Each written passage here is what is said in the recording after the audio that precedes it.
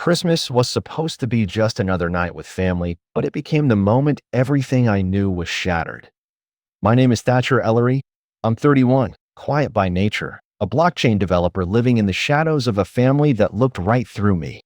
The house I grew up in wasn't just walls and memories. It was a place filled with secrets and silent betrayals I didn't see coming. I spent years holding pieces of that family together, pieces they pretended didn't exist. And then one Christmas, everything changed. The kind of change that makes you question who you really are and what you're willing to fight for. If you want to follow this story, the one about being invisible until the truth demands to be heard, please like, subscribe, and share where you're watching from in the comments. There's so much more ahead, and trust me, you won't believe what happens next. I arrived at Uncle Oren's house on Christmas Eve. The family was singing Silent Night, but nobody came to the door. I had to knock 3 times. My cousin Linnea, wearing antler headbands, whispered to her mother, "He's still wearing outlet clothes. We shouldn't have invited him." The cold Virginia wind swirled behind me as I stepped inside, and for a second, I felt like the frost outside followed me through the threshold. The living room was full of glowing lights, golden garlands, and the warmth of forced merriment. Aunt Marjorie was mid-laugh when she caught sight of me and paused, not to greet me, but to adjust the cinnamon-scented candle on the mantel. I shifted the gift bag in my hand, filled with presents I'd carefully wrapped the night before, and placed it beneath the oversized tree. Each box had a name tag, for Oren, for Marjorie, for Linnea, for Caleb, everyone but me. As I turned, no one made space. No one even looked my way. I moved toward the kitchen, hoping for a small hello, maybe a nod from someone who remembered I was still technically family. Linnea brushed past me without a word, a tray of cookies in her manicured hands. "Careful," she said to her friend behind her, loud enough for me to hear. "Thatcher always stands in doorways like a confused ghost." The friend giggled. I pretended not to hear. I'd been practicing that skill since I was 10. I stood near the kitchen island, now stacked with food like a buffet for kings. Everything looked extravagant. Bacon-wrapped dates, an entire roasted duck, citrus-glazed ham, rows of pies and cakes. And yet, no one offered me a plate. "You can help yourself if you're hungry," Aunt Marjorie muttered as she walked by, not even looking at me. "Though I thought you tech guys only eat Soylent now, or whatever those nutrition powders are." She smiled as if she'd made a joke worth sharing. No one laughed, so she moved on. I poured myself a glass of water and leaned against the sink. From across the kitchen, I heard Oren's voice, booming with that familiar condescension. "We work hard to maintain this house, don't we?" he said to a small cluster of neighbors who had joined the party. "Blood, sweat, and equity." I didn't say anything. I didn't remind him that 3 years ago he called me sobbing at 2 in the morning, pleading for a short-term loan so the bank wouldn't seize the house, that I'd wired the entire sum before sunrise, that I'd never once asked for it back. They didn't know, and I didn't tell them. I didn't want glory or gratitude. I just wanted peace, a place at the table, a place to breathe. The living room erupted into laughter again. Linnea was now passing around gifts. "This is for Dad, from me," she said, handing Oren a heavy box with a silver bow. "It's from that shop in Manhattan. Took weeks to get." Oren tore into the paper and held up a designer leather belt like it was Excalibur. "Beautiful," he shouted. "That's my girl." Linnea grinned and turned toward me. "Oh, and this," she added with mock ceremony, "is for Thatcher, from the mailroom at work. I figured someone like you would appreciate a little practicality." She handed me a small envelope. Inside was a $10 gas card and a typed note. "Merry Christmas." "Don't say I never gave you anything." A few people snickered. I forced a smile. "Thanks," I said, even though I hadn't driven to the house. I lived close enough to walk. Oren raised his glass. "Now, let's toast to the people who actually keep this family going," he declared. "To those who build, who lead, who provide." His eyes scanned the room but skipped past me like I was wallpaper. Glasses clinked. Applause broke out. I stood there, invisible. Eventually, I wandered toward the dining room to check for my seat. There were 20 name cards, each printed on thick ivory cardstock with gold lettering. I found one for Linnea's boyfriend, someone I'd never met. One for Marjorie's yoga instructor, even one for the couple from across the street, but none for me. "Looks like you'll be on stool duty again," Linnea called out. "Maybe we'll find you a cushion this year." I took my usual place, at the edge of the kitchen island, seated on a wooden stool half splintered from years of neglect. I picked at a plate of salad no one offered, no one noticed, and watched as the family I once admired became strangers performing a play in which I wasn't cast. I had moved into a better apartment, signed 2 consulting contracts, and helped launch a nonprofit that built open-source financial tools for underfunded schools. I had so much I wanted to share, not to boast, but because I thought that's what family was supposed to do, celebrate together. But they were too busy celebrating themselves. Linnea was the star of the evening, dressed in emerald velvet and spinning tales of her promotion at the firm, though I knew from a colleague she'd been placed under review for performance issues. Oren clapped her on the back and declared her a rising force in the city. Her boyfriend Colt laughed loudly at every joke she made, even when none of them had punchlines. My cousin Caleb had apparently just closed on his first house in upstate New York, and Aunt Marjorie spoke about it like he'd been knighted. I wondered if they would ever know, or care, that I had paid off their overdue mortgage in silence, that I had watched from the shadows while they built their lives on the foundation of my quiet generosity. Dinner wrapped with Oren tapping his wine glass again, silencing the room for what he called the midnight toast. A family tradition, he claimed, though I didn't remember it from any Christmas before. Maybe it was new, or maybe it was just something I'd never been invited to until now, only not really invited, just allowed to overhear. Tonight, Oren began, his tone dramatic and filled with self-importance. "We honor resilience. We honor those among us who push through hardship and keep this family strong." He looked directly at Linnea, then nodded toward Caleb, skipping right over me, though I sat just a few feet away. "We've built something lasting," he continued. "This home, this tradition, it's not by chance. It's through work, through sacrifice, and through knowing what really matters: loyalty, character, and legacy." He raised his glass high, and others mirrored him. "To legacy," they shouted in chorus. I didn't raise my glass. I didn't even move. I just watched.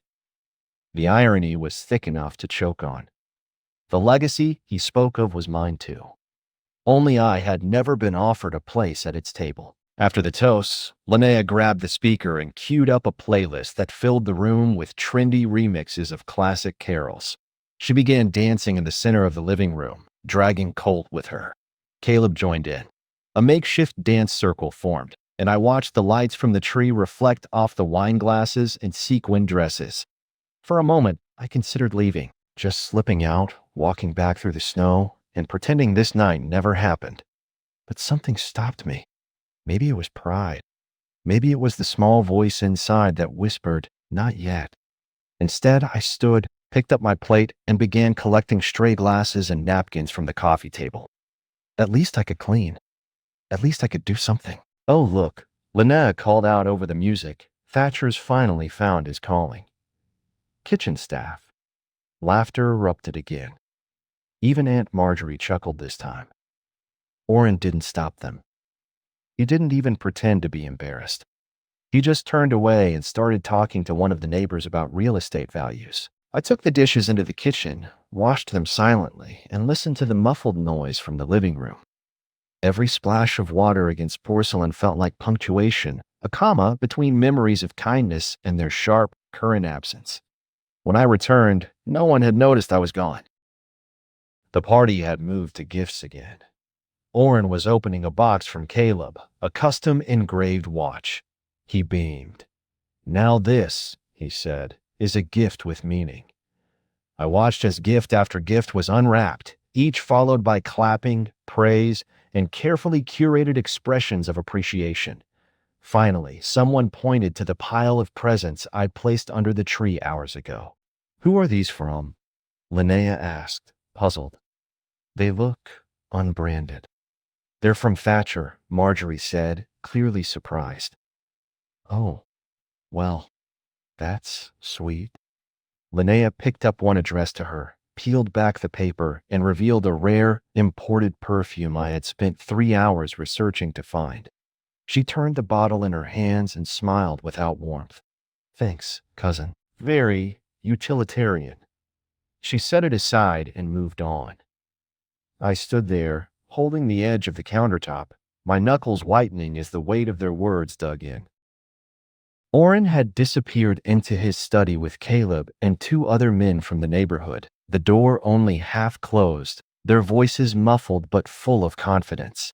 Linnea was in the den, showing off her new heels to Marjorie, who kept repeating how proud she was to have a daughter with such urban taste. I stood in the hallway for a moment, watching them fawn over designer leather like it was a Nobel Prize, and I realized that none of them had asked what I did anymore. In fact, I was almost certain they had forgotten. To them, I was frozen in time, still the awkward teenager who brought a backpack full of books to Christmas dinner, still the quiet kid who never asked for seconds. And maybe I hadn't fought hard enough to change that perception, but part of me thought my actions would speak for me. That doing the right thing, especially when no one was watching, meant something. That's why I never told them about the house. When Oren had called me years ago, his voice hoarse with panic, he didn't beg outright. He implied, carefully, that I might be the only one in the family with enough liquidity to bail him out. He was behind on his mortgage. The bank had started calling.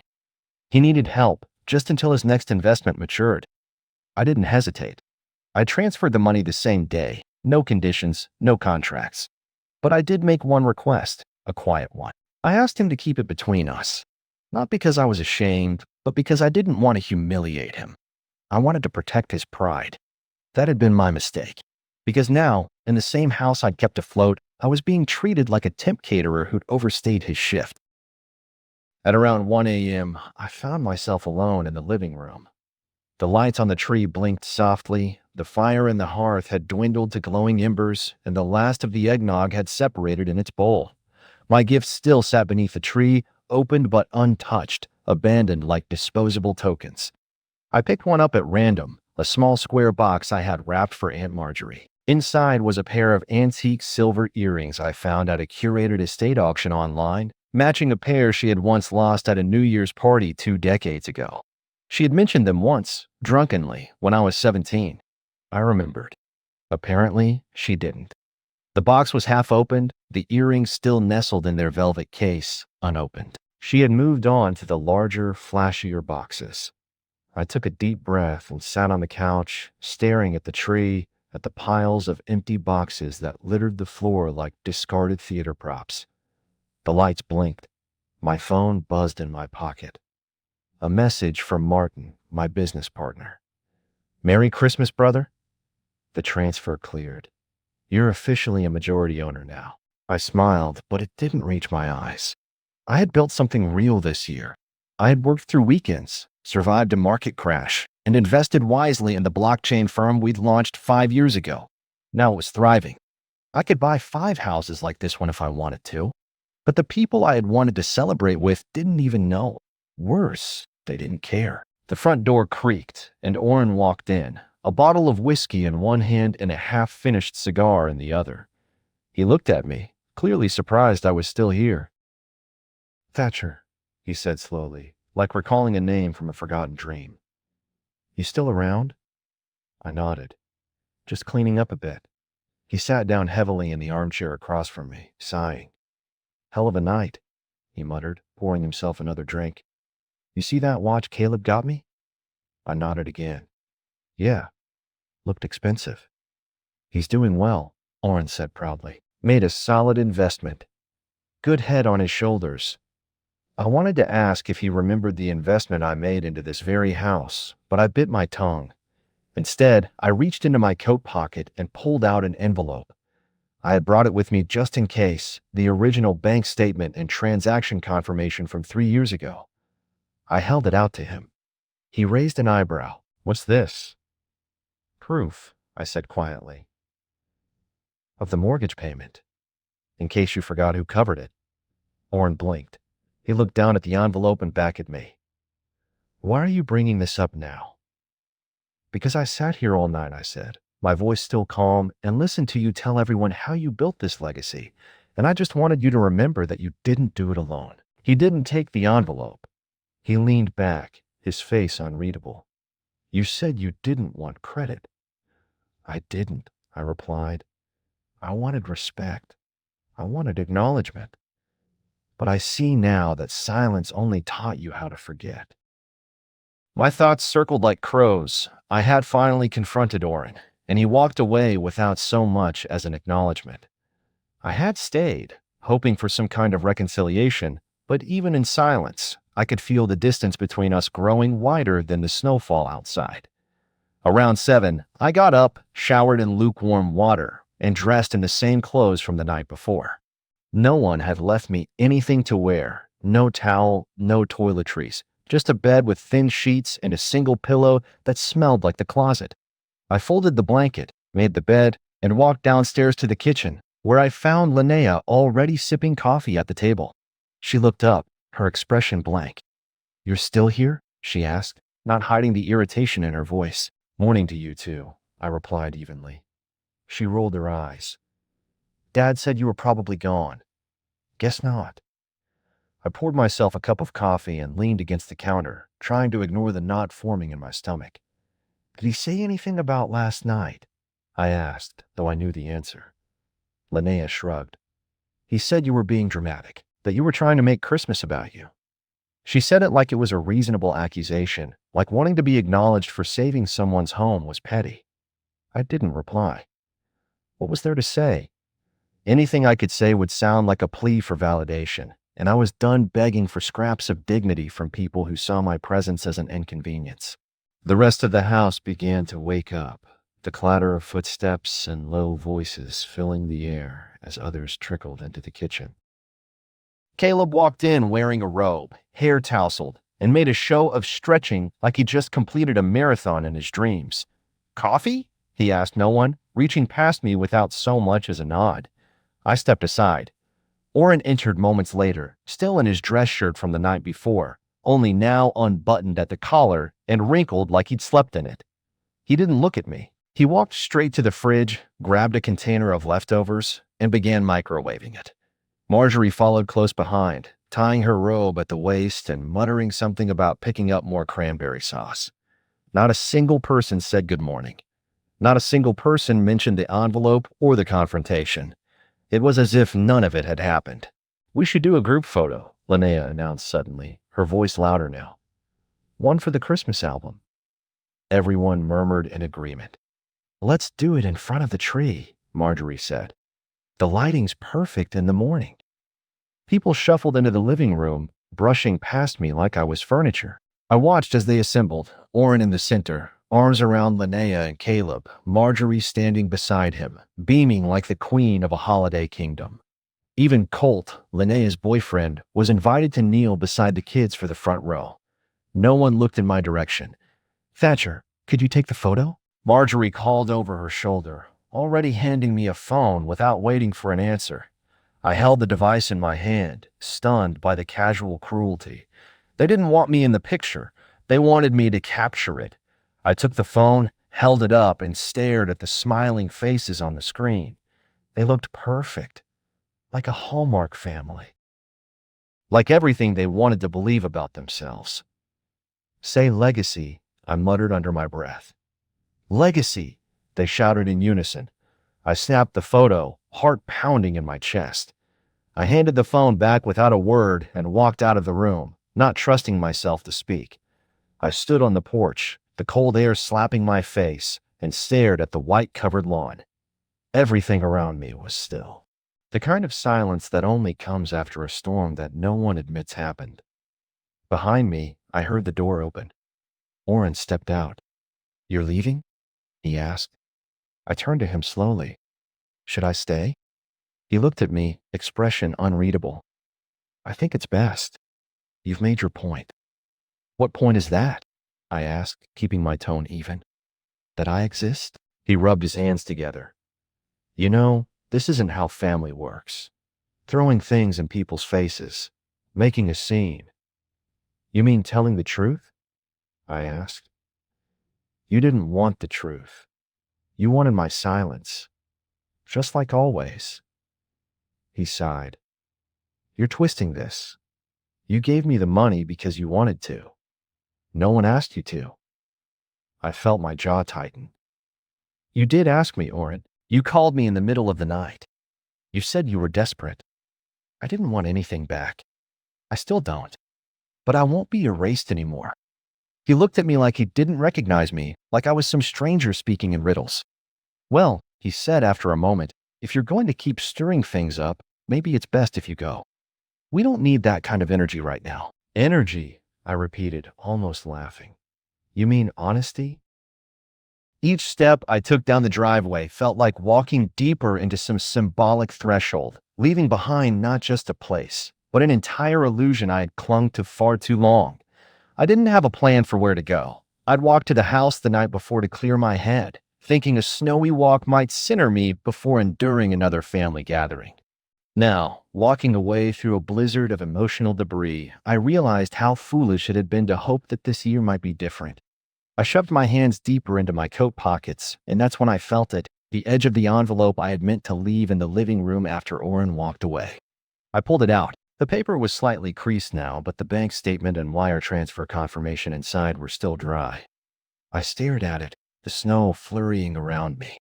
This little collection of documents was the only physical proof that I had ever mattered to them in a tangible way, and they had chosen to ignore it.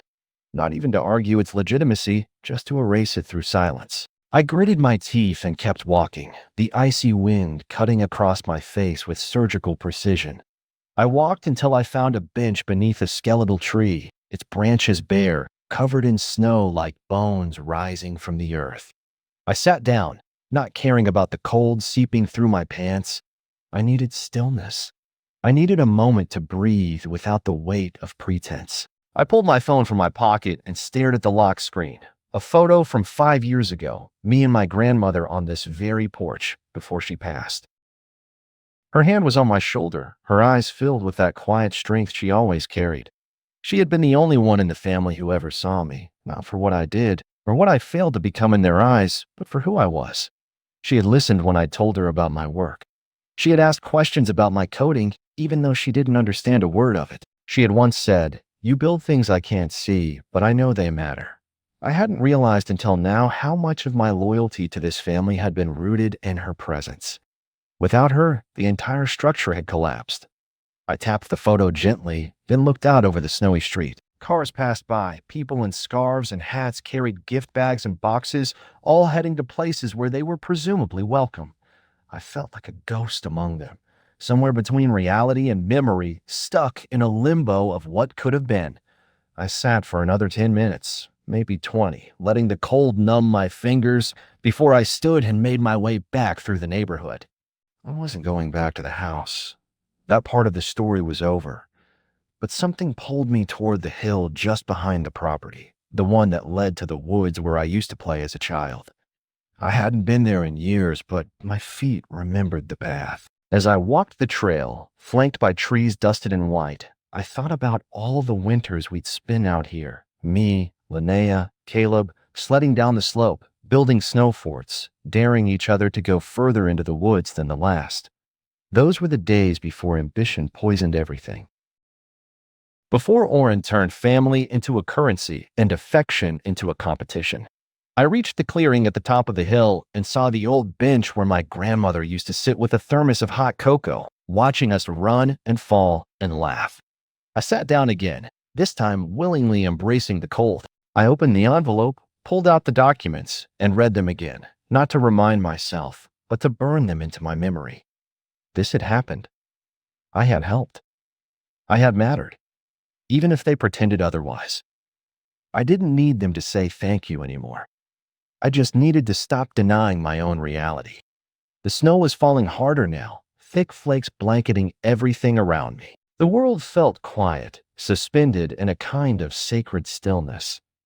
That's when I heard it, the sound of footsteps crunching through the snow. I turned, half expecting some stranger to appear, but instead, I saw a figure I hadn't anticipated. My mother. She was bundled in a long coat, scarf around her neck, boots laced tightly. She looked older than I remembered, smaller somehow, as if the years had folded her in around the edges. I saw you leave, she said, her voice barely above the wind. I waited to see if you'd come back. When you didn't, I figured I'd find you here. I didn't say anything. I just looked at her, unsure what to expect. He told me, she continued, stepping closer. Oren told me what you said. About the house. About the money. I clenched my jaw. Let me guess. He thinks I'm trying to buy affection. No, she said quietly. He said you blindsided him, that you made him feel small in front of everyone. I laughed bitterly. Small? That's rich. She sat down beside me, brushing snow from the bench. Why didn't you tell me? I looked away. Because you would have tried to stop me. You would have told me not to interfere. And I thought, maybe if I did this quietly, he'd finally see me. Respect me. You wanted his approval? She asked. I wanted a family, I said. One that didn't treat me like a footnote. She was silent for a moment, then reached out and touched my hand. I'm sorry, Thatcher. I should have protected you more. I should have said something last night. I walked slowly through the woods, letting memory and frost carry me. By the time I reached the edge of town, the snow had lightened into a whisper. I took out my phone and ordered a rideshare to a hotel downtown. My fingers trembled slightly, not from cold anymore, but from the emotional toll of being discarded. The car pulled up, and I climbed in, saying nothing to the driver who glanced at me through the rearview mirror with polite curiosity. When I reached the hotel, I paid for 2 nights. No plans, just space to breathe. My room was warm, modern, quiet, and completely impersonal. Exactly what I needed. I sat on the edge of the bed for a long time, staring at the beige curtains and polished wood desk, and I wondered how long it would take for my absence to be noticed. Part of me thought Linnea would make a cruel joke about it by now, probably claiming I overreacted, twisting the story so that I was the aggressor. Maybe Oren would let the moment fade, say I was just being sensitive. I didn't expect much else. But I still checked my phone every few hours, irrationally hoping someone would say something that sounded like regret. None came. Just before nightfall, I texted Martin to let him know I was taking a few days offline. He responded with a thumbs up emoji and a short message, "You earned it." He didn't know the half of it. I ordered a late dinner and sat in the silence of the room, television off, mind spinning.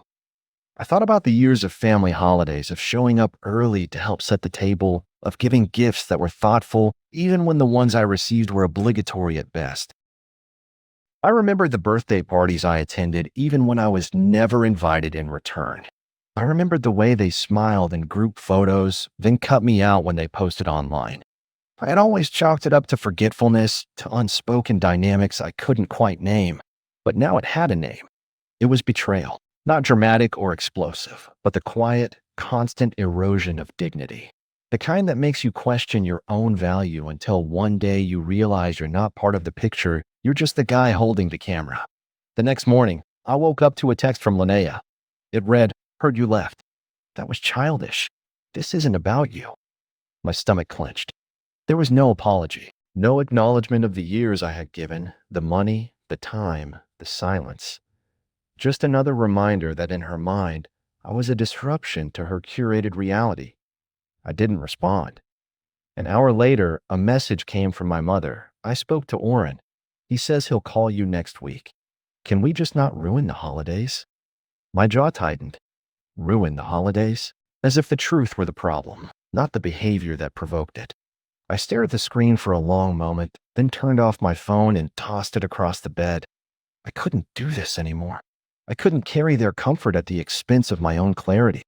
I stepped outside the hotel, the cold hitting me like a reset button. I walked with no destination, the city half sleeping beneath snow and blinking lights.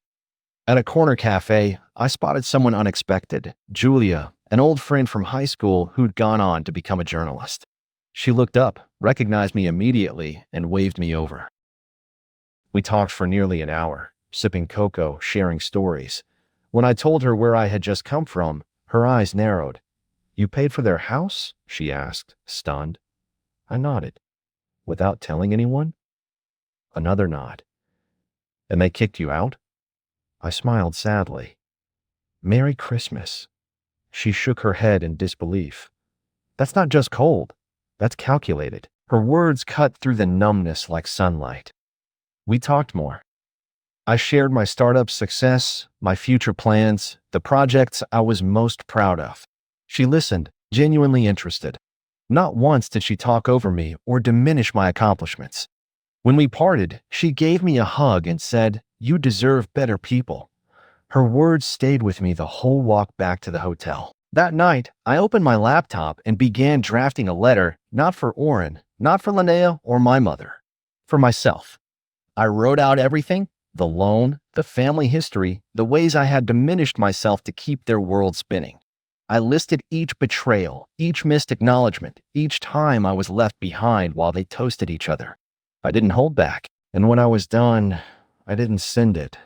I just sat back and read it aloud to the empty room. It was the first time I'd heard myself tell the story without shame. I finally felt like the narrator of my own life, not just a background character waiting for permission to speak. I went to bed feeling a strange sense of peace, even as the ache lingered. The next morning, another message came, this time from Linnea again. FYI, Grandpa's will is being reviewed in 2 weeks. You probably shouldn't show up if it's going to be like last time. There it was again, the assumption that I was a problem to manage, a variable in her equation of appearances. What she didn't know, what none of them knew, was that Grandpa had already spoken to me privately months ago. We'd had lunch 3 times this fall, long talks about legacy, about fairness, about what it means to carry the family name with honor. I checked out of the hotel shortly after noon, leaving behind no note, no reason. Just silence, the kind that carried weight. I walked through the snowy streets of downtown, letting the cold air bite my cheeks, my gloved hands shoved deep in my coat pockets. In one pocket, still folded neatly, was the letter I had written to myself the night before. I hadn't printed it. I hadn't shared it. But I had read it out loud again that morning, and it grounded me in a way that no family Christmas ever had. Around 3 o'clock, I took a cab back to the neighborhood, not to visit, not to return with apologies or explanations, but because of what Linnea had texted, Grandpa's will. The meeting was still 2 weeks away, but something about her tone had struck me. A hint of desperation, a subtle edge of fear tucked inside her attempt at dismissal. What she didn't know, what none of them knew, was that I wasn't just planning to attend the reading. I was going to walk in with the full truth. And I had every intention of making sure they finally saw the person they had tried so hard to ignore. But first, I needed to visit someone. I had arranged to meet Grandpa's old attorney, Mr. Farnsworth, at his private office on the edge of town. He had been the family's legal counsel for decades, a man with white hair, slow speech, and a memory like a steel trap. When I walked in, he greeted me with a knowing smile. "Thatcher," he said, offering a firm handshake. "I had a feeling I'd be seeing you soon." I sat across from him in the mahogany-paneled office, my coat still on, the warmth from the radiator buzzing faintly behind us. "I want to make sure everything is in place," I said. "I don't want surprises. Not this time." Mr. Farnsworth nodded and opened a drawer. "Your grandfather was very deliberate about this. He revised the will twice in the past year, and he was clear. He wanted you protected." He handed me a copy of the notarized amendment. As I read it, my chest tightened, not from shock, but from the quiet confirmation that someone had, in fact, seen me. Grandpa had left the family home to me, the one I had saved with my own money. He had noted, in his own handwriting, that the house only stood because of my sacrifice. He had also created a charitable trust in my name, funded from the sale of a few properties, for use in developing community tech programs. My name appeared again and again, not as an afterthought, but as a pillar of intention. He hadn't told anyone else. He wanted the shock to come later, after he was gone. When they couldn't retaliate or manipulate him, he had trusted me with the truth, and I would honor it. I thanked Mr. Farnsworth, took my copy of the amendment, and left the office, the document tucked inside a folder marked private. I didn't go back to the hotel. Instead, I returned to the street where it had all begun, Orange Street. His house, the scene of my quiet humiliation just days ago, looked exactly the same from the outside. Holiday lights blinked cheerfully along the porch, as if nothing had happened, as if I hadn't been kicked out of my own legacy. I stood on the sidewalk across the street, watching. Inside, I could see silhouettes moving through the windows, shadows of people preparing for another evening of blissful ignorance. I didn't plan to knock. I didn't plan to enter. Not yet. I simply wanted to observe, to take in the scene like an outsider looking at a portrait of a family that had edited him out. And then, as if on cue, the front door opened and Linnea stepped out. She wore a long coat, a beanie pulled over her head, and she was laughing into her phone, unaware of me across the street. Her voice carried in the cold air. "He just left like a drama queen," she said. "I mean, who even cares? He's always been the weird one. Grandpa probably left him like $100 just to be polite." She laughed again and walked toward her car, not even glancing my way. My fingers curled into fists inside my pockets. She didn't know. None of them did. And in 2 weeks, everything would change. I turned and walked away, my breath steaming in front of me, my pace calm, measured. I didn't need to confront her. I didn't need to argue. I had something better than revenge. I had the truth. The rest of the week passed quietly. I returned home, resumed my work, caught up with Martin and the team. I kept everything normal, routine. But beneath that surface, I was preparing. The room where the will reading was to take place was modest, just a conference room with a long polished table, leather chairs, and a projector screen folded against the wall. A few family members trickled in, Linnea first, her posture rigid, eyes darting nervously, Caleb next, whispering with Oren, who wore a mask of composure that didn't quite reach his eyes. Marjorie arrived last, her face pale and drawn, but trying to project calm. I took a seat at the far end of the table, folding the documents Grandpa's attorney had given me neatly in front of me. Silence filled the room like a third presence, heavy and expectant. The lawyer, Mr. Farnsworth, entered with a stack of papers and cleared his throat. "Thank you all for coming today," he began, "to honor the final wishes of Henry Ellery." Henry was my grandfather's name, a man who had lived fiercely and quietly shaped the family behind the scenes. As the lawyer read, the will unfolded like a tapestry of secrets. The estate was to be divided not equally among the children, as some expected, but in accordance with Henry's careful instructions laid out with precision and care. When it came to the family home, a hush fell over the room. The lawyer's voice carried clearly. The property located at 1424 Elm Street is bequeathed to Thatcher Ellery. This gift is in recognition of his unwavering support and sacrifices made during times of financial hardship. It is Henry Ellery's wish that Thatcher use this home to continue fostering family legacy or to pursue his own vision. Linnea gasped, the color draining from her face. Oren's jaw tightened visibly. Marjorie's hands trembled slightly as she gripped the edge of the table. The lawyer continued, "Furthermore, a charitable trust funded by Select Properties is established under Thatcher Ellery's name to be used for community development and technological education." Murmurs erupted around the table. Linnea whispered sharply to Oren, "He can't do this." "Grandpa wouldn't." "Silence, please," the lawyer said firmly. "The will is the final legal document of the deceased." The room grew tense as the truth settled like a thick fog. Linnea's eyes locked onto mine, fire and disbelief burning there. How did he even get this power? "This isn't right," she hissed, standing abruptly. "We've been here, been family, our whole lives." I met her gaze evenly. "So have I." Oren rose slowly, face flushed. "This is some kind of mistake. The house, the trust, none of this was discussed with me. With the family." "It was discussed with me," I replied quietly. "And with Grandpa when it mattered most." Marjorie's voice broke through, soft but strong. Henry wanted to make sure his legacy was in the hands of someone who truly cared. Someone who had been there when it counted. Tears glistened in her eyes. "I just wish I had known sooner." Oren shook his head, incredulous. "You're not the son we raised, Thatcher. You're a stranger to this family." The room fell into bitter silence, the weight of accusations heavy. I stood, gathering the will and trust documents. "I'm not here to erase anyone," I said calmly. "I'm here because this is the truth. Grandpa knew who I was and what I did. Linnea scoffed, "You just want to hurt us." I knew the family would expect me to act in ways that fit their expectations, to hand the house back, to smooth over the hurt feelings, to let things slide as they always had. But that wasn't why Grandpa had given me this gift. It was a charge to protect what mattered, to build something lasting on a foundation of truth and fairness. Within days of the reading, I gathered my closest allies, Martin, my business partner, and Julia, the journalist who had become a trusted friend. Together, we crafted a plan. The house wouldn't just be a monument to the past, it would be a beacon for the future. I decided to transform it into a community space, Ellery Haven, a winter shelter and tech learning center for those without homes or opportunities.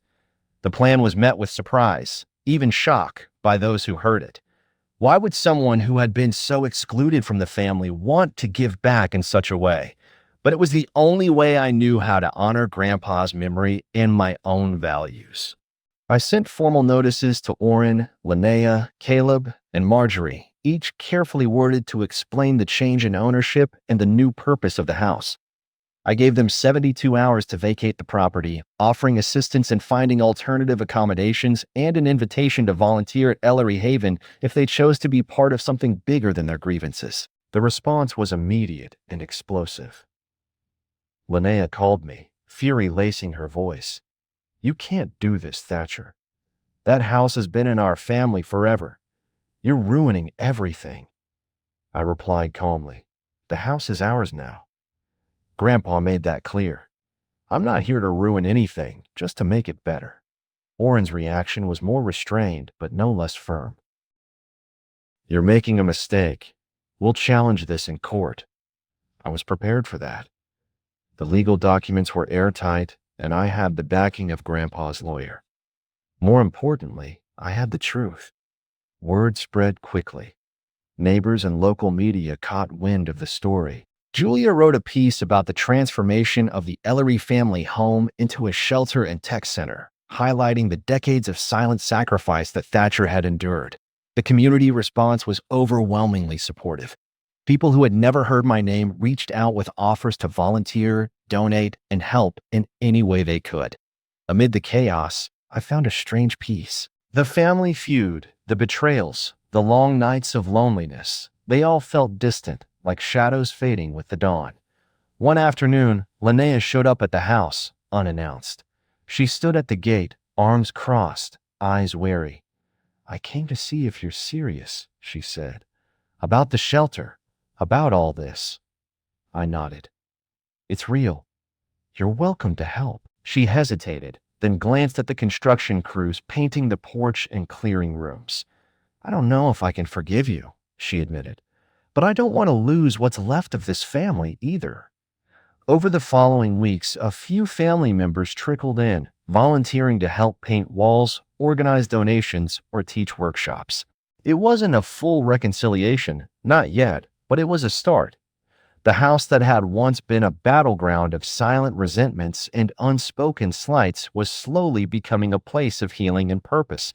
I realized then that legacy wasn't about property or titles. It was about the impact we left on others, about the bridges we chose to build after the walls came down. Standing on the front porch one evening, watching a group of volunteers carry warm blankets inside, I felt a quiet gratitude. For the first time in years, this place felt like home. The transformation of the Ellery family home into Ellery Haven became more than just a project. It became a symbol of rebirth, resilience, and the power of choosing one's own path. Over the following months, the house that had once been a battleground for old wounds and silent betrayals blossomed into a sanctuary filled with laughter, learning, and hope. Volunteers from all walks of life came together to teach coding classes, provide warm meals, and offer shelter to those who needed it most. Even some of my relatives joined in, tentative at first, but gradually investing their time and energy in the cause. Despite the progress, I kept my guard up. Forgiveness was not something I could grant easily, nor did I expect instant redemption from those who had cast me aside. I realized that forgiveness didn't mean erasing the past or pretending the pain never happened. It meant acknowledging the hurt, setting clear boundaries, and choosing to move forward with intention and grace. One chilly evening, I found myself alone in the attic room, the same one my grandmother had once occupied, filled with memories of warmth and kindness. I sat by the window, looking out at the snow-covered neighborhood, reflecting on the journey that had brought me here. It struck me how much had changed, not just in the physical space, but inside myself. I no longer sought validation from a family that once overlooked me. Instead, I had built my own family, one based on respect, compassion, and shared purpose. The phone buzzed with a message from Linnea. "Can we talk? I'm ready to start over." I smiled, knowing that some bridges were only beginning to be rebuilt. Forgiveness, like healing, took time. The next day, a small gathering was held at Ellery Haven to celebrate the first anniversary of its opening. I stood before a crowd of volunteers, neighbors, and friends, some familiar, some new, and shared a simple truth that had carried me through the darkest moments. Family is not just who shares your blood, but who chooses to stand by you, support you, and help you grow. Applause filled the room, but the real applause was in the stories I heard afterward of lives changed, opportunities seized, and hope restored. I thought about Grandpa and the legacy he entrusted to me, not a legacy of wealth or property, but a legacy of love made tangible through action. As the evening faded into night, I walked outside to the porch where the twinkling lights of the house shone against the deep blue sky. I took a deep breath, feeling a peace I hadn't known in years. I had found my place, not by fitting into a family that rejected me, but by creating a family that accepted me fully. And in that acceptance, I found freedom. Freedom to forgive, freedom to let go, and freedom to live authentically. The past was a chapter, but it no longer defined the story. I was the author now, writing a new narrative of resilience, grace, and hope. And that, I realized, was the greatest legacy of all. The end. If you followed my story this far, I really appreciate you sticking with me through every twist and turn. If you enjoyed hearing about my journey, from being invisible in my own family to taking back what was rightfully mine, I'd be grateful if you'd hit that like button and subscribe for more stories like this. It means a lot to have your support. I'm curious, what did you think about how everything unfolded? Was there a moment that surprised you or something you wish had happened differently? Also, where are you watching from? Drop a comment below and let me know. I love hearing from you and connecting with people from all over. Thanks again for listening. It's been a wild ride, but I'm glad we shared it together.